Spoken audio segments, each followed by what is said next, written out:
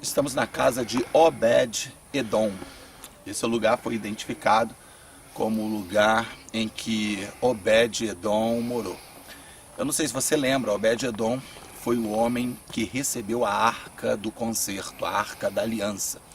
Davi, ele sofreu um grande choque, uma grande decepção ao tentar levar a arca para Jerusalém, e quando Uzá, tentando segurar a arca para que não caísse no chão, foi fulminado.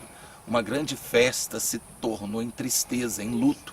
E foi exatamente aqui, em Obed-Edom, na casa de Obed-Edom, que a arca ficou por 3 meses, porque Davi, entristecido, voltou para Jerusalém e todo o povo com ele.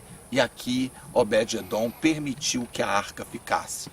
Esse episódio foi muito marcante porque as pessoas ficaram com medo dessa relação com a arca que representava a presença de Deus. Mas Obed-Edom, mesmo não sendo um hebreu, permitiu que a arca ficasse em sua casa.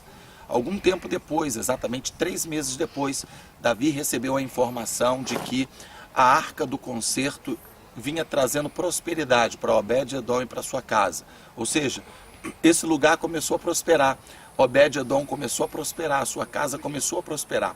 E então Davi começou a assimilar a mensagem de que Uzá havia morrido não porque a arca era maligna, e que aquele incidente havia acontecido não por um problema relacionado à arca, mas por um problema do próprio Davi, porque eles tinham feito o transporte da arca de forma errada, porque eles não tinham agido da forma certa. A arca em si representava a presença de Deus, e então Davi mandou que a arca fosse pega novamente aqui. Ele mandou sua comitiva, ele veio até aqui, carregou a arca da forma correta e levou novamente para Jerusalém. Uma grande festa aconteceu ali na cidade.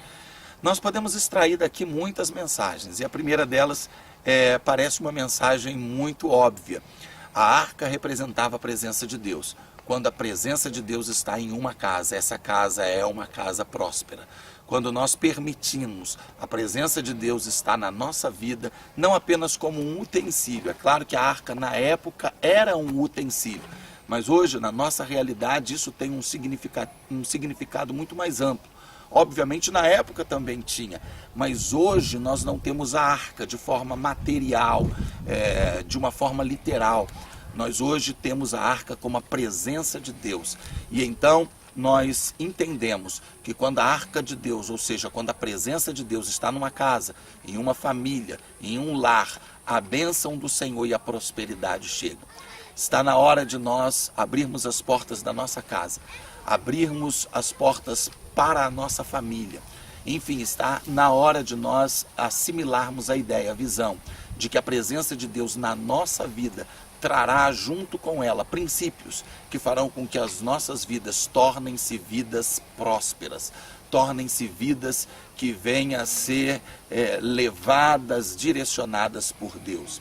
A segunda mensagem que nós extraímos desse texto é que Uzá, ele morreu porque tocou na arca de Deus, porque a arca ia cair no chão. A arca estava sendo carregada de uma forma equivocada, como eu disse. Davi, com muitas ideias boas, ele fez com que a arca tivesse sido carregada em carros de bois novos. Se nós fôssemos transliterar, se nós fôssemos trazer para os dias de hoje essa ideia, seria como se Davi mandasse comprar um carro 0 km para carregar a arca, numa carroceria nova.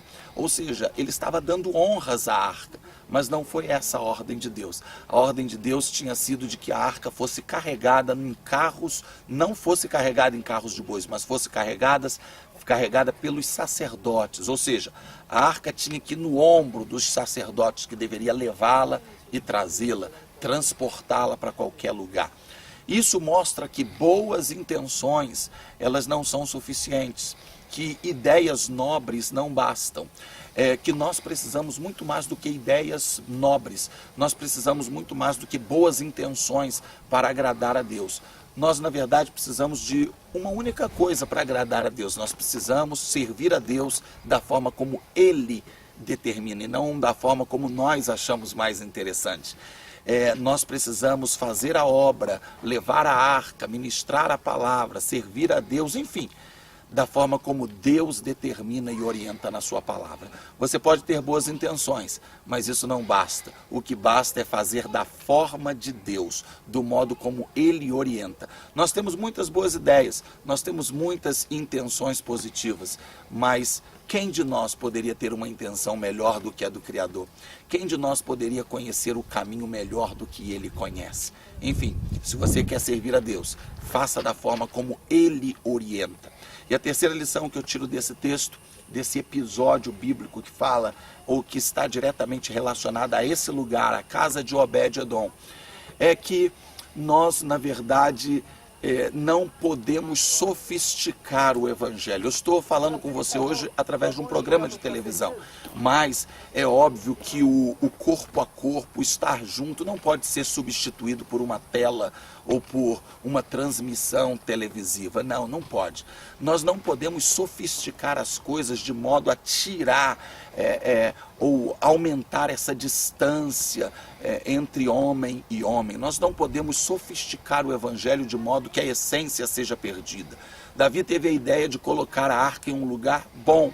Ele teve a visão de transportar a arca com um rigor, com uma segurança e uma sofisticação maior. Mas a ordem de Deus é que a arca fosse carregada nos ombros do sacerdote. Ou seja, nós podemos usar todos os recursos, mas a grande verdade é que Deus quer que a sua obra seja feita através de nós. Há um custo, há um preço, há um peso para se fazer a obra de Deus. E a obra de Deus, ela é feita de certa forma através também do esforço do ser humano. Se nós não fizermos a nossa parte, se nós não colocarmos a nossa vida, as nossas forças, o nosso tempo à disposição de Deus, infelizmente, Deus não vai se agradar da nossa religião, dos nossos propósitos, dos votos que nós fazemos. Alguns de nós pensamos assim: para que ir para a igreja? Eu não preciso ir para a igreja para ser crente, para servir a Deus. Para que fazer isso ou fazer aquilo outro?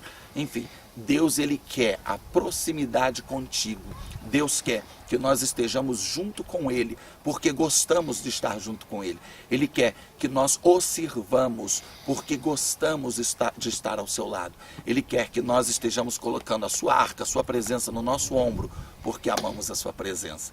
Que essa mensagem possa falar ao seu coração aqui, diretamente de Israel, das oliveiras da casa de Obed-Edom, das videiras da casa de Obed-Edom, e que você seja abençoado aí no Brasil, no nome de Jesus.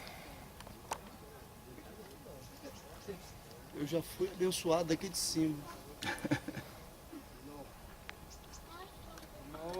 Pastor, vou morar aqui 6 meses, hein? E não tem custo, você ouviu ele falando?